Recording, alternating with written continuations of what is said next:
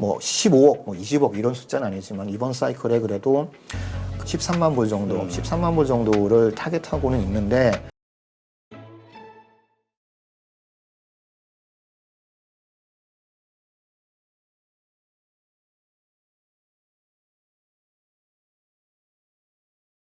네, 오늘 모신 분은 최소한의 비트코인 책 저자시죠. 김지훈 작가님 모셨습니다. 안녕하세요. 반갑습니다.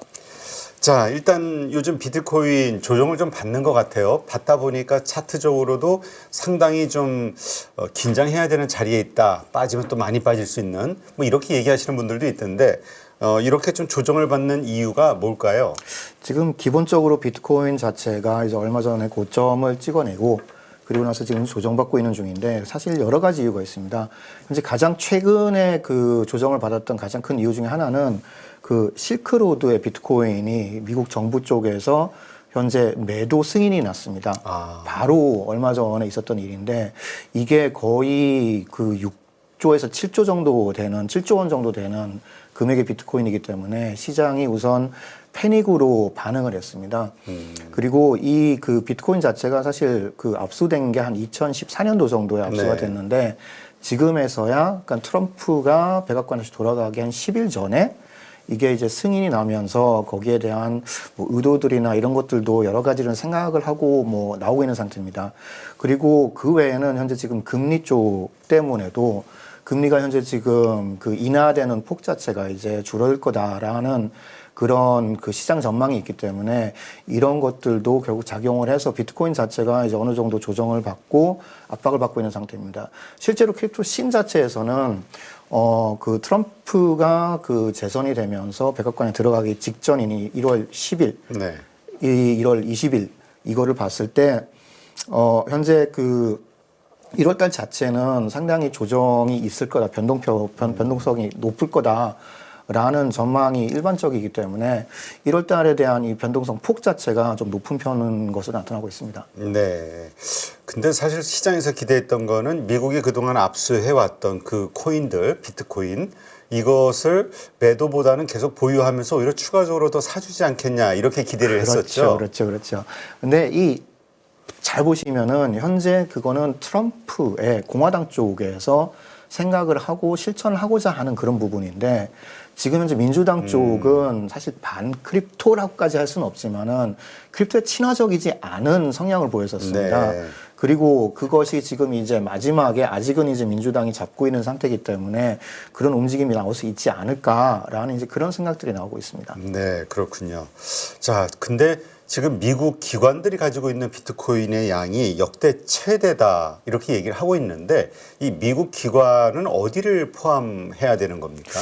뭐 기관이라고 하면은 사실은 그 우리가 크게 봤을 때 기업들 대규모의 마이크로스트래티지 같은 기업들도 포함을 해야 되고 그리고 이제 전반적으로 이제 기관들이라고 했을 때 우리가 봤을 때 이제 기업들 뭐 그 테슬라 같은 경우도 있을 수도 있고 이런 그 기관들이 이제 진입할 수 있는 장벽 자체가 이제 많이 낮아진 상태입니다.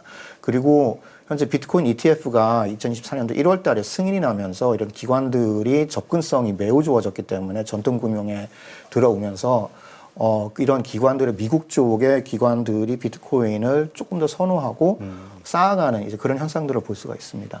네, 그렇군요. 근데 어쨌든 이 미국의 기관들 총 그 보유가 다른 그 미국 외의 그 모든 거를 다 합친 거보다도 65%나 된다고, 더 많다고, 이런 것들이 가지고 있는 데이터의 의미는 어떤 게 있을까요? 이렇게 자꾸 늘어나는 배경? 이 배경 자체가 우선 비트코인이 이제 금의 대체아니라는 얘기가 자주가 나오는데 여기에 대해서는 찬반론이 참 많습니다. 뭐 될 수도 있다, 안 된다. 하지만은 한 가지 확실한 거는 현재 이제 비트코인 ETF가 승인이 나면서 실제로 이제 그 규제 프레임이 정착이 됐습니다. 규제 프레임이 정착이 되면서 실제로 이제 기관들이 비트코인을 갖다가 더욱더 많이 그리고 해칭의 수단으로 갖다 사용할 수 있는 그런 바탕이 됐습니다. 그래서 그런 바탕이 이제 미국 쪽에서 비트코인을 조금 더 많이 모아가고 있는 기관들이 더 많이 모아가는 건 배경이라고 볼 수 있습니다. 네. 지금 이렇게 비트코인 개인 투자자보다는 이렇게 뭔가 기관 투자자들이 소위 고래라고 표현하던데 이런 큰 손들이 늘어나는 현상, 이것이 좋은 걸로 봐야 될까요? 어떻게 이 비트코인의 앞으로의 전망에 관련해서 어떻게 봐야 됩니까? 우선 고래들이, 그러니까 기관들, 고래들, 큰 돈이 움직이면서 비트코인을 매집을 했을 경우에는 제가 봤을 때 중단기적으로는 긍정적인 신호라고 봅니다. 네. 왜냐하면은 마이크로 스트래티지 같은 그 마이클 세일러의 기업의 경우에는 지금 현재 한 45만 개 정도를 보유를 하고 있고 지속적으로 수량을 늘리려고 지금 하고 있는 상태입니다. 그리고 이제 국가 단위 측에서도 현재 그 비트코인을 이제 보유를 하려고 하는 움직임들도 포착이 되고 있고, 이런 움직임의 한 가지 장점이 이들은 보통 비트코인을 사고 나서 잘 팔지를 않습니다. 그래서 마이클 세일러의 경우에도 비트코인을 지속적으로 늘리고 그 보유량을 늘리고 있을 뿐이지 팔지는 않고 있는 상태거든요. 네. 그래서 그런 보유량 자체가 늘어나면서 시장에서 살 수 있는 비트코인의 수가 줄어드니까 그만큼 희소성이 높아지고 가격적으로는 이제 긍정적인 영향을 미칠 수 있다라고 볼 수가 있는 거죠. 네, 그렇군요. 자, 어쨌건 많은 사람들이 기대했던 게 이제 트럼프 선거 때 했던 그 말인데, 이제 자기가 대통령이 되면은 이 비트코인을 미국의 전략적 자산으로 활용하겠다. 여기에 대한 의미를 크게 부여했었는데 어떻습니까? 이제 며칠 안 남았잖아요. 이제 본격적인 어떤 임기 시작이 어떤 변화들이 있을 것으로 기대들을 하고 있나요, 지금? 지금 기대 자체는 전략적 자산으로 편입하겠다라는 부분이 상당히 크고, 실제로 트럼프가 대선 활동 한참 하고 있을 때 내시벨에서 하는 비트코인 컨퍼런스에 나와서 직접 연설도 하고 비트코인을 미국의 비트코인으로 만들겠다라는 이야기까지 했을 정도입니다. 이거는 이제 그 비트코인 관련된 인프라나 그 사업들이 많이 있는데, 특히 이제 채굴이나 이런 쪽을 미국 쪽을 많이 밀어주고 그쪽을 증진시키겠다는 뜻으로 갖다 해석이 됐었습니다. 전략적 자산으로만 편입이 된다라면은 원래 트럼프가 갖고 있었던 계획은 아까 잠깐 어떤 실크로드의 네. 그 비트코인을 전략적 자산으로 기본적으로 갖추고 그리고 총 100만 개의 비트코인을 갖다가 모으겠다라고 얘기했었던 부분인데, 여기에서 초기에 나왔던 그 분석 자체는 과연 그렇게 약속이나 이행을 하겠다라고 얘기는 했지만 할 수 있을까라는 그런 퀘스천이 좀 많았습니다. 네. 그런데 실제로 이번에 그 상원과 하원을 공화당이 장악을 하면서 사실은 바탕이 만들어진 상태이기 때문에 만약에 트럼프의 특징 중에 하나가 가끔은 우리가 예측할 수 없는 방향으로 나가는 경우가 많지만은 네. 보통 자기가 했던 말을 어떻게든 지켜가는 그런 현상이 있었거든요. 네. 그래서 실제로 그 이번에 이제 1월 20일 날 이후부터는 거기에 대한 그 실질적인 그 전략이 시작될 수 있을 거다라는 기대감이 현재 있긴 있습니다. 아, 그래요. 근데 하여튼 이 코인과 관련해서, 그러니까 비트코인과 관련해서 지금 슈퍼사이클 이야기들을 많이 하시더라고요. 이 사이클을 알아야 또 돈을 벌 수 있고 또 위험할 때 하지 말아야 될 때를 알 수 있는데, 지금은 슈퍼사이클의 어느 지점에 있다라고 우리가 봐야 되는 겁니까? 그것을 정확히 알고 있다라면은 진짜로 최적이겠지만 보통 이제 추정을 하는 거니까, 제가 봤을 때는 저희가 지금 상승장에 진입한 거는 분명하고요. 네. 상승장에 진입해서 이제는 어느 정도 조심을 해야 되는 단계에도 진입하고 있다라고는 생각을 하고 있습니다.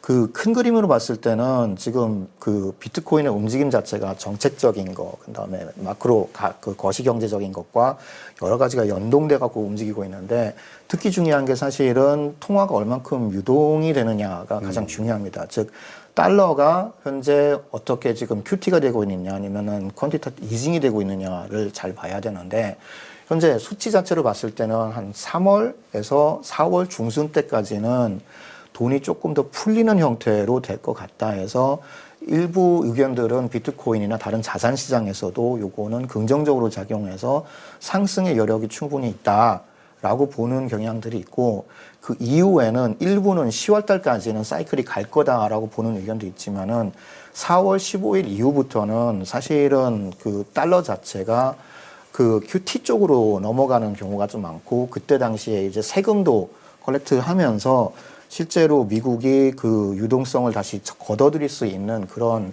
바탕이 만들어지기 때문에 그때 이후부터는 시장의 변화에 대해서 좀 민감하게 반응을 해야 된다. 그리고 포트폴리오를 조정할 준비는 되어 있어야 된다라고 생각을 합니다. 네, 그렇군요. 이 반감기라는 말을 이제 많이 쓰잖아요. 이거에 대해서 물론 이제 아까 설명에서도 이제 나왔지만은 그 대신 이것이 그 많이 오를 때도 알려주지만 또 많이 급락할 경우도 있잖아요.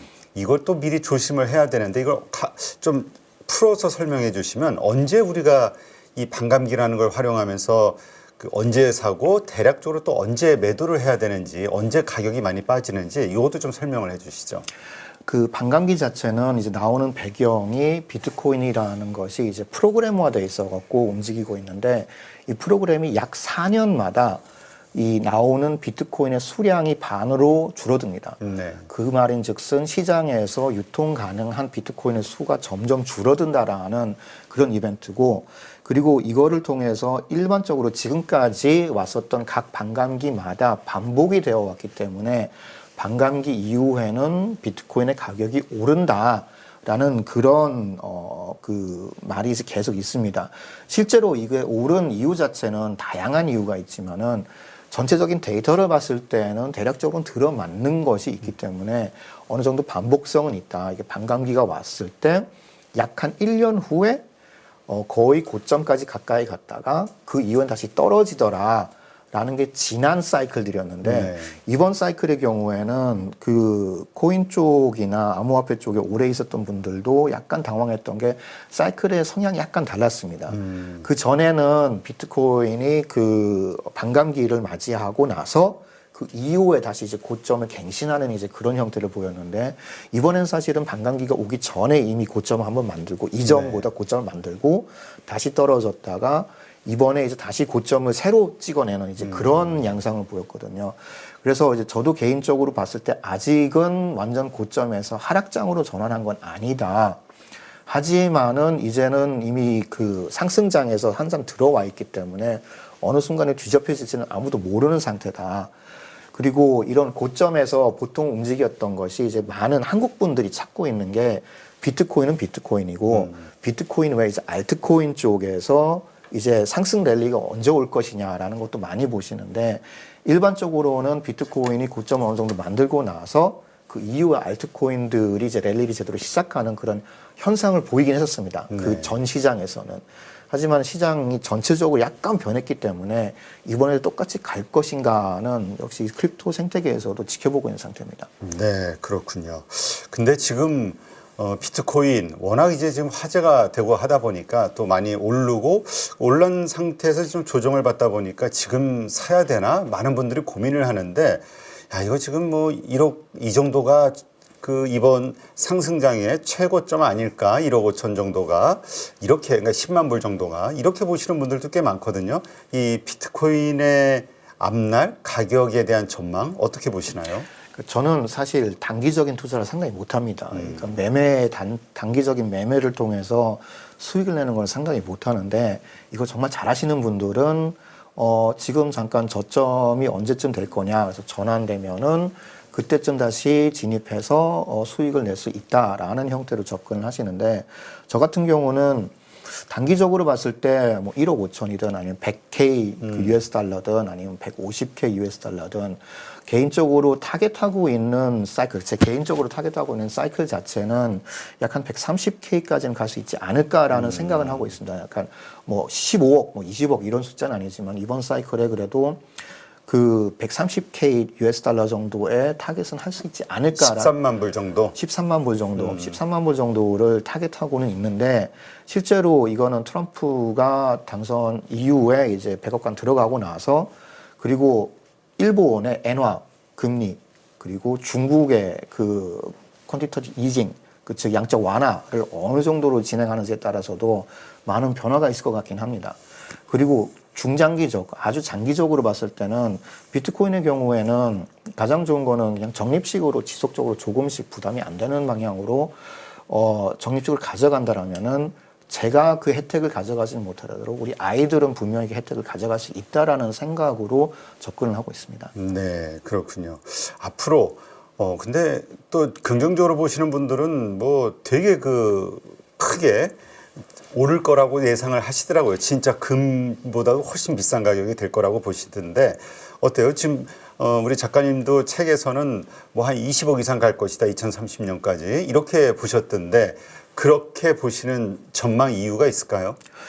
그 비트코인이 사실 시작한 것 자체는 아무도 관심이 없던 그런 그냥 프로그램 쪼가리 아니냐라는 걸로 시작을 해서 그 이후에는 점차 사람들이 조금씩 사용을 하면서 실제로 돈의 역할은 하고 있지는 않습니다. 따져보면은. 하지만은 자산을 저장하는 수단으로는 분명히 사용할 수 있기 때문에 이게 스텝 바이 스텝으로 한 단계씩 밟아가고 있습니다. 즉 제도권이 진입되고 규제 프레임이 만들어지고 그리고 기관들이 진입할 수 있고 그리고 기관들도 이거를 자산의 대안으로 갖다가 저장하고 해칭, 인플레이션 해칭으로 사용하는 단계들이 점점 밟아져 가기 때문에 실제로 이게 하루아침에 다시 0으로 간다에 대한 시나리오는 현재는 보이지는 않습니다. 네. 그렇다면은 반대로 제한적인 자원인 비트코인이 결국은 인플레이션을 지속적으로 하고 있는 법정 통화에 대비해서 가격은 꾸준하게 오를 수 있는 상황이 만들어지는 것도 사실이라서 불가능한 시나리오는 아니라고 봅니다.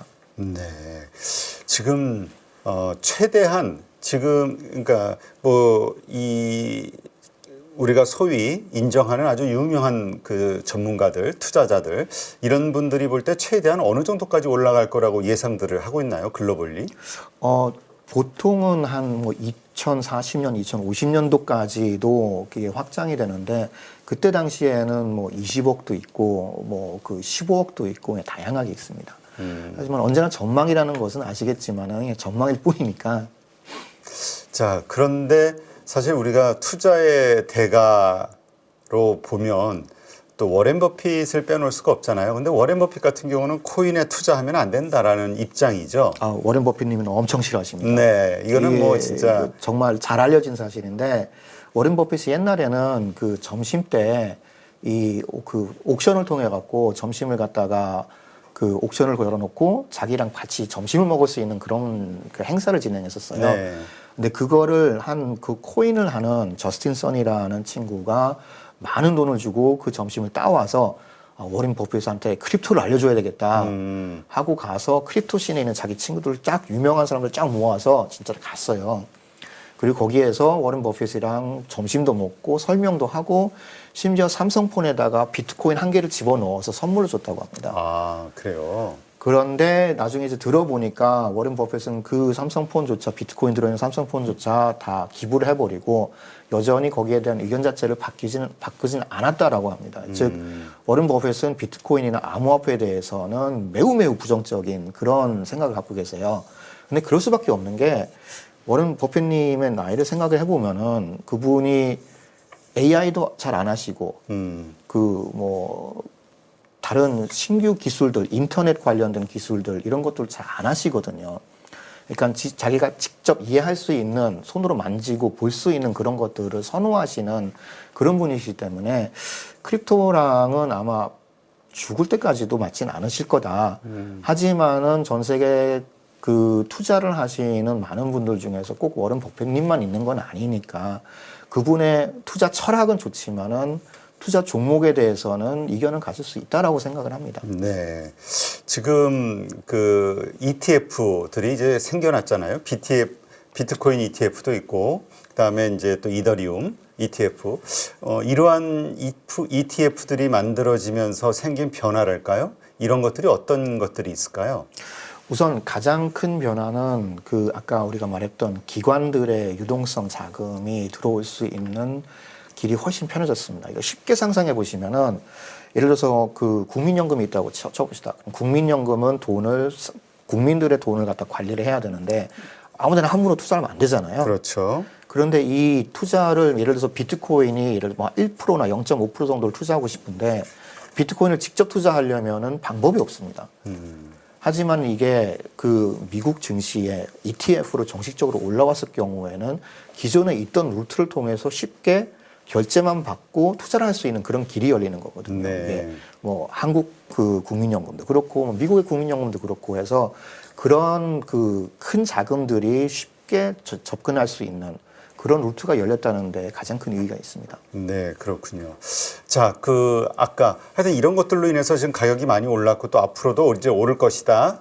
이렇게 다들 전망을 하고는 있습니다만 조금 전에도 말씀하셨지만 분명히 사이클이라는 게 존재하고 있고 그것에 의해서 가격들이 움직이다 보니까 또 일시적으로 튀기도 하지만 또 많이 일시적으로 가라앉기도 하고 그래서 이 사이클이 끝나가는 시점, 그 신호가 어떤 게 있을까? 책에 한 4가지 정도 나와 있던데요. 좀 설명 좀 해주시죠.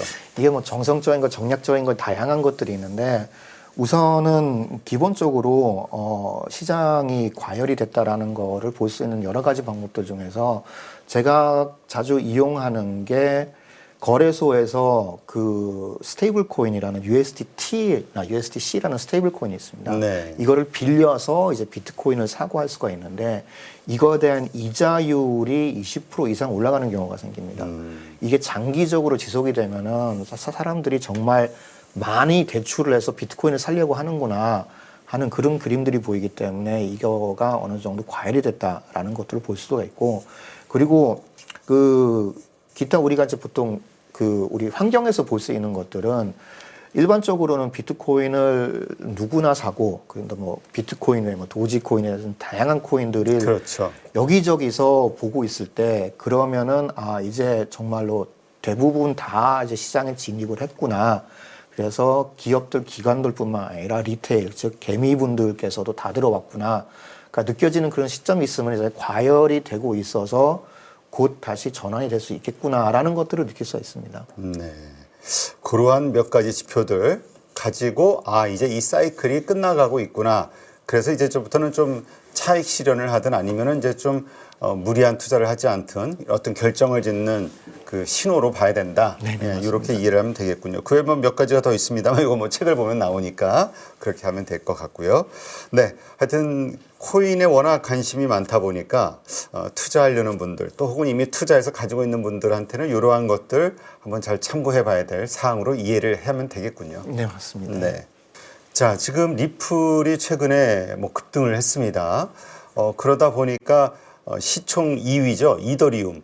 이더리움 차례인데 이더리움은 또 왜 이렇게 잘 안 오를까? 뭐 이런 생각 하시는 분들이 있더라고요. 오히려 조금 좀 지지부진한 모습을 보이고 있는데 왜 이런 것인지 그래도 시총 2위고 비트코인 다음에 대표적인 암호화폐인데 왜 이럴까? 좀 설명을 해 주시죠. 우선 이것도 다양한 이유들이 있는데 실제로 이더리움을 많이 가지고 계신 분들도 많고 비트코인을 많이 가지고 계신 분도 많은데 이게 이제 비트코인은 정말 잘 올랐는데 이더리움이 이제 비트코인의 고점을 넘어섰고 이더리움의 경우에는 고점을 넘어서지는 못한 상태에서 일반적으로 생각했던 게 비트코인의 고점을 넘어서면 이더리움도 한 $10,000 정도까지는 가지 않을까라는 게 일반적인 관점이었거든요. 근데 그러지 못하니까 이게 왜 그럴까를 다양하게 봤는데 우선 환경이 약간 변했습니다. 가장 큰 거는 내러티브가 사실은 좀 약해진 부분이 있어요. 이더리움이 옛날에는 가장 대표적인 체인이었고 거기서 모든 거래도 하고 뭐 디파이든 모든 트렌드가 네. 이더리움에서 발생을 했었는데 그런 내러티브를 많이 뺏겼습니다. 즉 좀 더 빠른 체인 아니면은 뭐 밈코인 같은 것이 발달해 갖고 막 활성화될 수 있는 솔라나 같은 체인들. 그 다음에 추가로 만들어진 게 이더리움의 그런 단점들을 보완하기 위해서 하위 체인들을 만들었어요. 즉 이더리움이 있고 그 밑에다가 뭐서 그 아비트럼이라든지 그 OP라든지 아니면 멘틀 체인이라든지 다양한 체인들이 있는데 이게 결국은 이더리움을 바탕으로 만든 체인들이거든요. 근데 이런 체인들이 생기면서 자기네들 서로 경쟁을 하고 그 유동성과 이 파편화가 되면서 유동성이 이쪽으로 다 이제 파편화가 돼서 흩어져 버리는 겁니다. 그러면서 솔라나 같은 경우는 단일 솔루션이라서 이쪽에 모든 유동성이 갖다가 집중되고 움직일 수 있거나 아니면은 수위라든지 톤이라든지 이런 형태로 갖다가 성장 동력이 있는데 이더리움이 이게 이제 파편화가 돼 버리니까 거기에 대한 동력을 잃고 내러티브도 잃고 해서 지금 현재는 약간 어려움이 있는 상태이긴 합니다. 그렇군요. 근데 또 그런 상태에서 조만간 튈 것이다. 이렇게 기대하는 분들이 많던데 그 이유는 뭡니까? 배경은?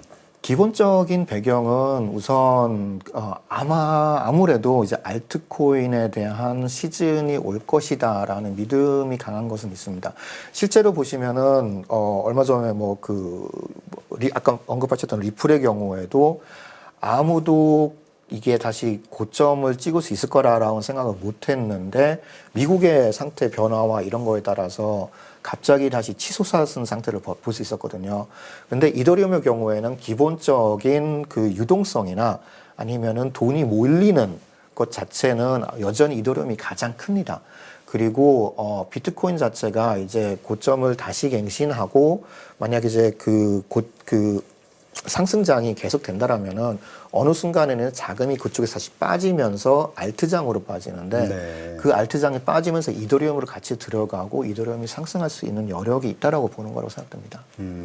그렇다면 이더리움 지금까지는 지지부진하지만 조만간 많은 분들이 기대하는 알트코인 불장이 왔을 때 이더리움도 다시 한번 시세 분출을 할 수 있다. 네, 맞습니다. 우리 작가님도 그렇게 보시는 건가요? 저도 그렇게 보고 있습니다. 네, 알겠습니다. 근데 아까 조금 전에 그 디파이라는 부분을 좀 설명하셨는데 이게 상당히 좀 어렵게 느껴지실 분들도 많을 것 같아요. 디파이가 무엇인지 좀 설명해 주시죠. 사실은 이제 이런 얘기를 좀 많이 하고 싶긴 한데 대부분 한국의 투자자분들 중에서 한 1,000만 명 정도 가까이 되는데 투자를 하실 때 대부분 업비트나 빗썸과 같은 거기 1, 2위 한국의 거래소들인데 거기서 코인을 사고 팔고 합니다. 그리고 그 이상을 안 합니다.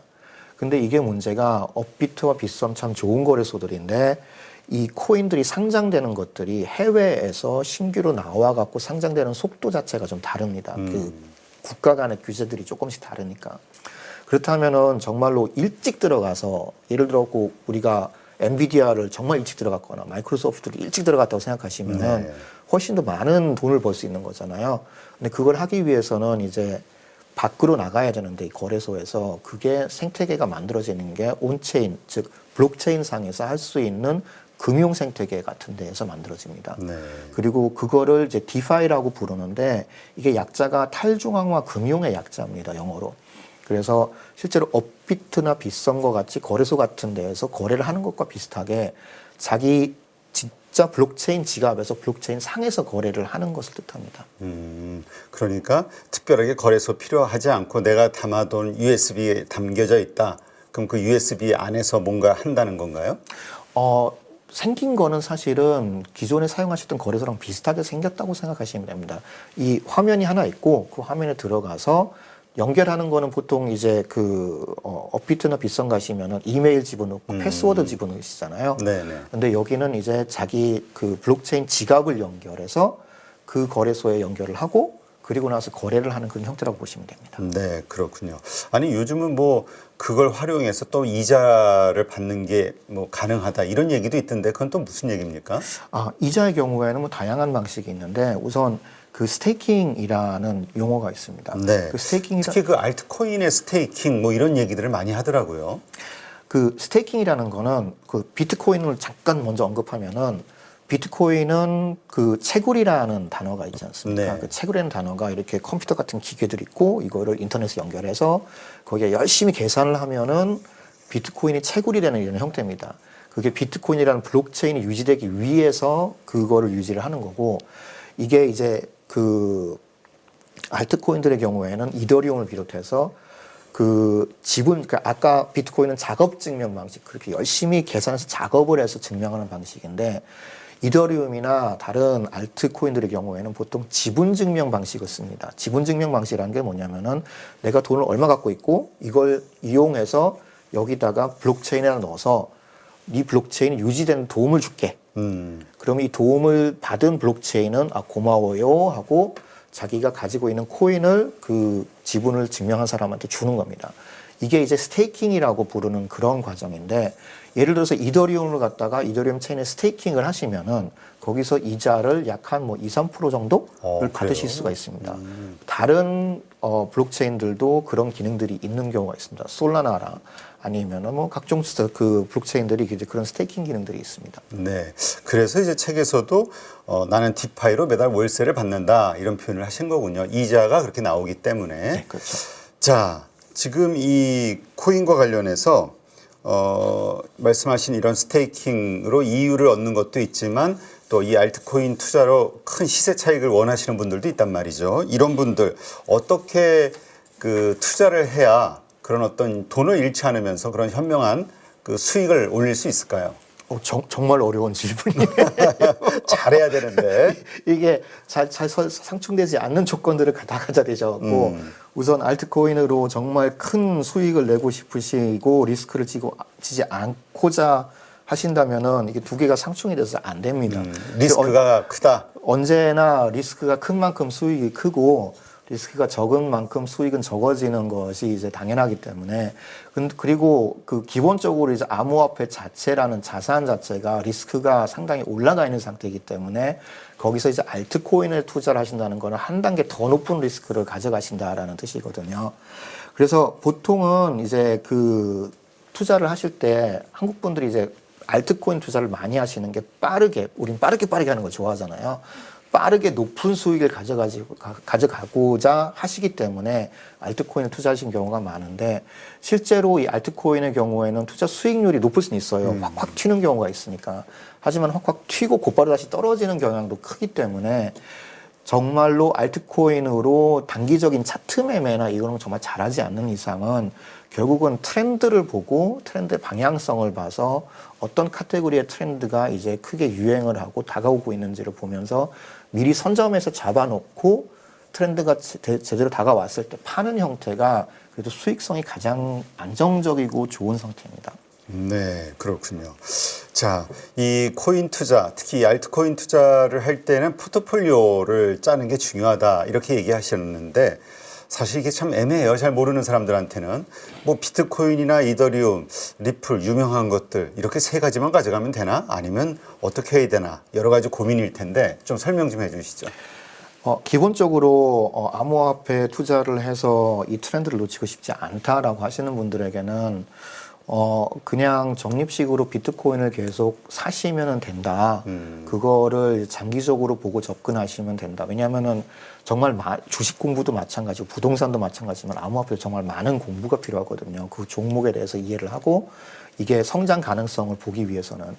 그리고 어느 정도 공부를 하겠다라고 한다라면은 이제 포트폴리오 이제 구성을 하게 되는데 이것도 자금 규모에 따라서 조금 다르게 합니다. 내가 뭐 10만 원만 하겠다 그러면은 저는 그냥 비트코인 조금씩만 사세요라고 하고 만약에 100만 원이다, 뭐 1000만 원이다 이런 식으로 늘어나게 되면 그러면 약간 뭐 비트코인은 기본적으로 40~50% 이상 가져가시고 그런 다음에 자기가 생각하고 있는 트렌드 쪽에 어느 토큰이 어느 코인이 괜찮을 거라고 생각했을 때 그거를 나머지 50% 정도를 맞추는데 그 중에서 40% 정도는 중장기적으로 가져갈 수 있는 알트코인으로 맞추고 한 10% 정도만 좀 리스크가 있는 그런 토큰에다가 투자를 해서 운영하는 게 그나마 조금 더 안정적으로 운영할 수 있다라고 말씀을 드립니다. 네, 그렇군요. 자, 지금 그렇게 말씀하신 대로 포트폴리오를 구성을 했는데 가격의 변동성이 뭐 오를 때야 좋죠. 근데 막 급락하는 경우 있잖아요. 주식할 때는 우리가 손절한다고 하는데 어떻게 해야 됩니까? 이것도 어떤 알트코인의 시세 변동이 심하게 나올 때 대처법 같은 게 있나요? 대처법이라고는 할 수는 없고 이제 투자 철학이라는 거를 이제 적용해야 되는 주식하고 마찬가지로 손절 라인이라는 것도 만들어야 되고 실제로 이제 주식을 하실 때도 내가 들어갔을 때 뭐 기술적인 분석을 해서 이런 게 있기 때문에 이게 이 정도까지는 갈 거다라는 예측을 하고 가시지 않습니까? 물론 환경이 변하면 거기에 대한 조정도 해야 되고 이제 알트코인들도 뭐 비트코인이나 알트코인도 마찬가지긴 합니다. 그래서 이런 여러 가지 여러 가지 팩터들에 대해서 분석을 해보시고 내가 생각했을 때 이번 시즌에 불장이 왔을 때 어느 정도까지 성장이 가능하겠다라는 분석이 어느 정도 하셔야지 내가 이게 갔을 때 돌아오고 손절을 하거나 아니면 익절이라고 해서 여기서 수익을 받고 나갈 수 있는 기준을 만드는데 보통은 처음에 진입하시는 분들이 대부분 어떻게 하시냐면은 업비트나 빗썸에 가셔서 코인을 사세요. 그러면은 불장이 됐을 경우에는 지금까지는 어떤 양상을 보이냐면 순환적으로 한 번씩 펌핑이 됩니다. 네. 그래서 이 코인이 오르고 저 코인이 오르고 그래서 어떤 현상이 발생하냐면은 정말 내가 투자를 정말 잘하는 것 같아요. 돈이 수익이 막 커지니까. 엄청나게 커지죠. 엄청나게 커지죠. 그래서 어떤 거를 딱 투자를 했는데 웬만큼 잘못 잡지 않으면은 이게 뭐 10%, 20%씩 오르는 거는 크립토장에서는 암호화폐장에서는 쉽게 볼 수 있으니까 이거를 올리면서 자기 시드가 늘어나는 게 보입니다. 네. 근데 문제가 이거를 빼지를 않고 현금화를 시키는 시점 자체에 대한 정함이 없으면은 결국은 장이 다시 떨어질 때는 다시 빠져나오지 못합니다. 왜냐면은 나 이만큼 있었는데 를 기억을 하면서 결국은 못 빠져나오시더라고요. 네.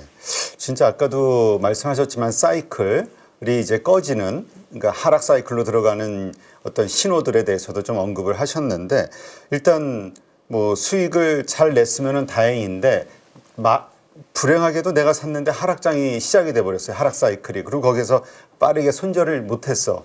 이럴 경우에는 어떻게 합니까? 하락 이후에 그 사이클에서 우리가 대처하는 법. 우선 내가 갖고 있는 토큰이나 코인을 잘 보셔야 됩니다.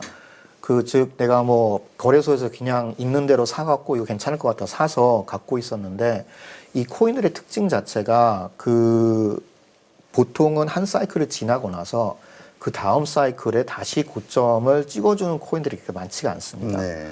그래서 한 사이클이 끝났을 경우에는 그 코인이 갖고 있는 매력도나 아니면은 트렌드성이나 이런 게 반영이 됐느냐 안 됐느냐에 따라서 아예 이제 포기를 하고 손절을 해서 갈아타야 되는 경우가 분명히 나옵니다. 그리고 비트코인이나 이더리움 같은 경우는 장기적으로 이제 만약에 그쪽에 손절을 하지 못했다라고 한다라면은 장기적으로 갔을 다음 사이클에 다시 움직일 수 있는 가능성들이 있는 그런 코인들이기 때문에 그거는 이제 시간과 참을성을 가지고 견디시면 되는 그런 부분이 있는데 그게 아닌 경우에는 이제 바꿔서 해야 됩니다. 실제로 제가 그러니까 그 말씀은 소위 아까 말씀하신 비트코인이나 이더리움 같은 아주 이런 큰 유명한 다시 오를 수 있는 사이클, 다음 사이클에서 이런 것들로 바꿔야 된다. 다른 알트코인들을. 네, 그렇죠. 안 그러면은 그 다음 장에 갔을 때도 어느 정도 상승은 하는데 이게 보니까 보통 자기가 투자했던 시점 자체가 대부분 고점인 경우가 많습니다. 그렇죠. 그리고 나서 다음 상승장에 왔을 때 그 코인이 다시 그 고점까지 못 가니까 이거를 현금화를 못 합니다. 네. 그리고 나서 조금만 더 오르면 되겠지 하고 이제 보통 자기가 마이너스 90%까지 갔다가 마이너스 50%가 갔을 때 이제 사실은 이제 현금화를 해야 되는데 나머지 50%가 눈에 아른거리니까 못하고 그렇죠. 손절을 못하는 거지. 다시 떨어져 갖고 결국 못 빠져나오는 이제 그런 경우가 많이 생깁니다. 네, 그렇군요. 근데 그 사이클이 끝난 다음에 이렇게 우리가 해야 되는 여러 가지 뭐라 그럴까요? 행동들, 투자 기법들 이런 것들 책에서 보니까 두 가지 리스크 관리법이 있던데 이건 어떤 걸 얘기하는 겁니까? 리스크 관리의 경우에는 사실은 크게 봤을 때는 하나는 이제 멘탈 관리고요. 멘탈적으로 자기가 이제 갖고 있는 포트폴리오에 대한 자신감이 있다라는 것과 이게 다시 회복할 거라는 거에 대한 자신감이 어디서 나오는 건지를 한번 보셔야 되는 부분이 있고 또 하나는 리스크 관리 쪽에서 실제 시장에서 움직이고 있는 거를 아까 이제 징조들이라고 말씀드렸잖아요. 네. 그 징조들을 계속 보고 있어야 됩니다. 왜냐하면은 내가 투자를 하고 있는 시점에는 내 숲 속에 들어가 있기 때문에 숲이 안 보입니다. 그래서 움직임이 있을 때 이게 하락장으로 전환을 하더라도 이건 하락장이 아니고 이거는 조정이야. 다시 오를 거야. 라는 생각을 갖고 계속 갖고 있거든요. 그래서 중요한 게 리스크 관리를 위해서는 자기가 어느 정도 타겟을 해서 이걸 타겟을 갖다가 맞추거나 아니면은 가까이 갔을 때 현금화, 지속적인 현금화를 하는 게 가장 좋은 리스크 관리 중에 하나입니다. 네. 근데 이 하락장에서 수익 내는 법도 있나 봐요. 또 내용이 있던데 이건 어떻게 이해를 해야 됩니까? 하락장에서도 이제 수익을 내는 방법 자체는 뭐 예를 들어서 선물 시장 가갖고 롱숏이라고 그래서 이제 하락에 베팅을 해서 하는 경우도 있고 하는데 이런 경우 말고도 하락장에서도 이제 아까 잠깐 말씀드린 스테이블 코인이라는 게 있습니다. 네. 즉 달러와 같은 가치를 지향하는 이런 그런 코인들이 있는데 이런 코인들을 이용해서 아까 디파이나 이런 쪽에서 이자를 받는 이런 프로그램들도 있습니다. 그래서 그걸 통해서 평범하게 이자를 받아갖고 하는 그러면은 가격 변동성이 전혀 없기 때문에 그런 전략을 이용해서 꾸준하게 그 하락장에서도 수익을 낼 수 있는 방법들이 있습니다. 그 디파이 하는 거는 지금 우리가 소위 알고 있는 빗썸 뭐 이런 곳들에서는 안 되는 거죠? 예, 그거 중앙화 거래소라고 이제 한 묶음을 하고 그다음에 탈중앙화 금융이라고 해서 다른 묶음인데 우리가 아는 업비트 빗썸은 이제 중앙화 거래소 즉 주체 기업이 있어서 그렇죠. 사실 제가 그 기업한테 제 돈을 주고 제 코인을 주면서 여기서 이제 잘 보관해 줘라고 하는 거고 탈중앙화 금융은 제가 직접 제 지갑에서 돈을 꺼내서 여기다 꼽아서 사용해서 금융하는 그런 형태라고 생각하시면 됩니다. 알겠습니다. 자, 지금 코인에도 이제 섹터가 생겼다 요즘. 그래가지고 뭐 AI 코인 무슨 코인 막 해서 복잡하던데요. 자, 이 이유 한번 좀 설명해 주시고 어떤 섹터들이 주요 섹터인지 좀 설명 좀 해주시죠. 우선 실제로 그 크립토 생태계는 그 주식에도 이제 테마주라는 것들이 나오지 않습니까? 네. 근데 이제 크립토에도 사실 그런 움직임들이 상당히 빠르게 움직입니다. 심지어는 하루 이틀 정도 정보를 업데이트 안 하면 새로운 트렌드가 생기고 놓치고 하는 경우도 많이 생기는데 그 현재로서는 가장 핫한 트렌드 자체는 아까 말씀하신 것처럼 AI가 가장 핫한 트렌드고요. 그리고 그 외에는 예를 들어서 디사이, 그 탈중앙화 사이언스, 탈중앙화 과학 쪽 분야가 이제 막 떠오르고 있는 상태고 그 외에는 디핀, 탈중앙화 그 하드웨어를 이용한 그런 네트워크를 만드는 거 그리고 RWA라고 해서 실물을 갖다가 코인이랑 연결해서 토큰이랑 연결하는 그런 생태계들 단어들이 매우 복잡해요. 그래서 뭐 약자들도 많고 한데 이제 크게 보시면 이런 그런 트렌드들이 있기 때문에 지속적으로 정보, 그러니까 주식이나 부동산 투자도 정보가 제일 중요하지 않습니까? 정보들을 취합을 하고 받아서 어느 쪽으로 트렌드가 움직이는지를 봐야지 어디에 가서 내가 일찍 들어가서 자산을 갖다가 매입해갖고 기다릴 수 있는지를 알 수가 있거든요. 그래서 AI의 경우에는 가장 최근에 이제 트렌드가 조금 더 바뀌었는데 그 전에는 예를 들어서 랜더나 아니면은 그 비텐서의 타오 토큰 같은 AI 토큰들이 있었습니다. 얘네들은 이 네트워크를 만들어서 거기에서 그래픽 카드를 제공을 해주고 그래픽 카드 파워를 빌려서 토큰으로 하는 경제 생태계를 만들었던 친구들이에요. 이게 이제 AI의 대표주자 코인들이었는데 최근에는 AI 에이전트라고 해갖고 새로 나온 게 있습니다. AI 에이전트가 어떤 건지 혹시 아십니까? 아니요. AI 에이전트라는 거는 SK에서도 바로 얼마 전에 AI 에이전트를 하나 소개를 했더라고요. 이게 개인 비서 비슷한 겁니다. 네. 그래서 자기의 주체성을 가지고 특정한 성향을 가져서 혼자서 생각하고 얘기하고 하는 타입인데 이 AI 에이전트가 예를 들어서 소셜미디어 뭐 트위터나 뭐 인스타그램 이런 데 가갖고 혼자 가서 포스팅도 하고 댓글도 달고 하는 겁니다. 그런데 이 AI 에이전트가 이제 크립토랑 연관되면서 어떤 현상이 발생했냐면 AI 에이전트가 막 크립토를 분석을 합니다. 자기가. 그리고 나서 야, 나 이거 되게 좋은 것 같아. 하고 인플루언서가 돼버립니다. 사람들이 이 얘기를 듣고 이 AI 에이전트가 이런 코인을 추천을 하네? 하면서 인플루언서가 돼서 직접적인 영향력이 생기는 그런 상황들이 발생했거든요. 그래서 이 AI 에이전트를 기반으로 한 AI 쪽이 이제 아예 플랫폼화 돼갖고 성장을 하고 있는 상태입니다. 이게 지금 현재 당장 가장 큰 트렌드로 자리 잡고 있습니다. 네, 그렇군요. 하여튼 그 정말 본격적으로 알트코인도 투자하려면 지금 말씀하신 대로 어떤 섹터에 포함이 되는지도 공부해야 되고 많은 것들을 좀 알아야 될 것 같긴 한데 어쨌든 궁극적으로는 좋은 코인을 사는 게 중요한 거잖아요. 네, 그렇죠. 그 좋은 코인을 고르는 방법 물론 책에도 나와 있긴 합니다만 그것 좀 한번 간단하게 설명해 주시죠. 우선 그 가장 중요한 거는 자기가 어디에 관심이 있는지를 봐야 돼. 물론 AI가 제일 우세라고 하지만은 그 외에 뭐 밈코인이라고 해서 그냥 장난 삼아서 만들어 갖고 거의 투기적으로 운영되는 코인들도 있습니다. 뭐 도지 뭐 이런 것들. 도지는 이제 밈코인이긴 한데 뭐 워낙 이제 커갖고 이제 그렇게라고 부를 수는 없는데 이거 말고 정말 아침에 하나 생겨서 저녁에 사라지는 그런 코인들이 정말 많아요. 하루에 그래요? 1000개도 생겨요. 어. 그런데 이게 심하게는 뭐 100억, 뭐 200억 단위까지 시총이 올라갔다가 그 다음날 다시 사라져버리고 이런 경우도 생기거든요. 근데 자기가 좋아하고 잘 알 수 있는 것들의 분야를 찾아야, 트렌드의 분야를 찾아야 되고 그 분야에서 어떤 프로젝트들이 가장 우수하고 선도를 하는지를 찾아서 그쪽에 그 베팅을 해서 투자를 하는 게 일반적으로는 성공 확률이 가장 높기는 합니다. 네, 그렇군요. 네, 참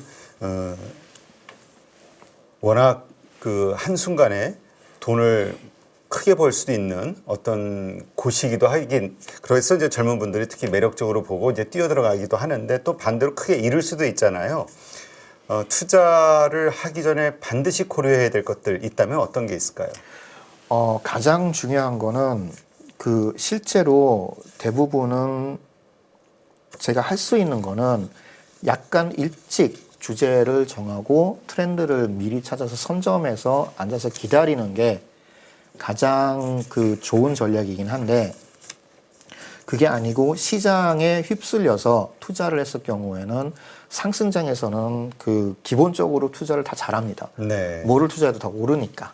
뭐 이거 주식도 그렇고 부동산도 그렇고 뭐 크립토의 코인도 마찬가지입니다.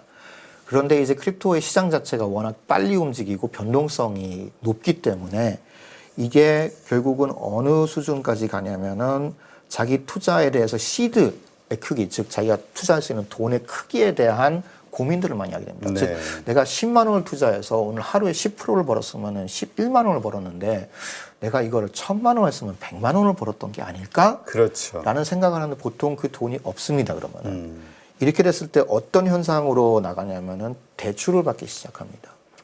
이게 문제가, 대출을 했을 때 대출 이자율 많아봐야 1년에 10%밖에 더 되겠어 라는 이런 위험한 생각을 하게 되고, 이 하루에 10%를 버는데 전혀 문제가 안 된다라고 생각하고 접근하셔서 결국은 시장 자체가 변동성이 높기 때문에 올라가는 것도 있지만은 그만큼 내려가는 것도 정말 심하게 내려가기 때문에 네. 순식간에 원금까지 다 사라져 버립니다. 그렇게 되면 이제 투자가 아닌 투기가 돼버리기 때문에 이 부분을 가장 조심하시긴 하셔야 됩니다. 네, 알겠습니다. 뭐 주식하고 좀 비슷하네요. 같습니다. 그래서 뭐 레버리지 써가지고 하시는 분들, 네, 대출 받아서 좋은 작용이죠. 하지만은 그 리스크를 알고 있으면은 알겠습니다.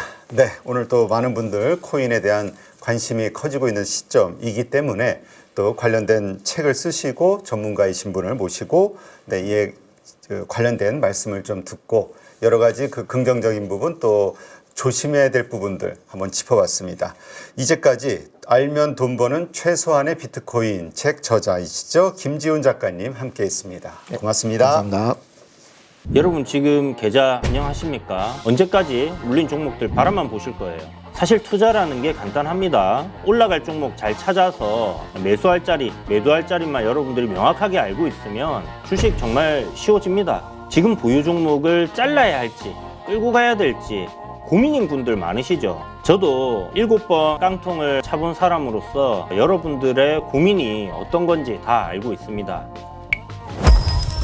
그래서 제가 여러 번 실패를 겪으면서 일어서게 해줬던 기법들에 대해서 명확하게 알려드리도록 하겠습니다. 2025년 양봉 나온다라고 이야기 드렸는데 분명 좋은 장이 올 거니까 이 기회를 살리시면 좋겠습니다. 딱 8주만 집중하셔가지고 평생 써먹을 수 있는 돈 버는 기법 다 배워가실 수 있도록 만들어 드리겠습니다. 제가 쓰는 실전 기법을 총 8번의 VOD 강의와 16번의 라이브 강의로 모두 담았습니다. 직접 올라갈 종목 찾으실 수 있도록 그 방법을 제가 알려드리겠습니다. 여러분 2025년 저와 함께 돈 벌어보시죠.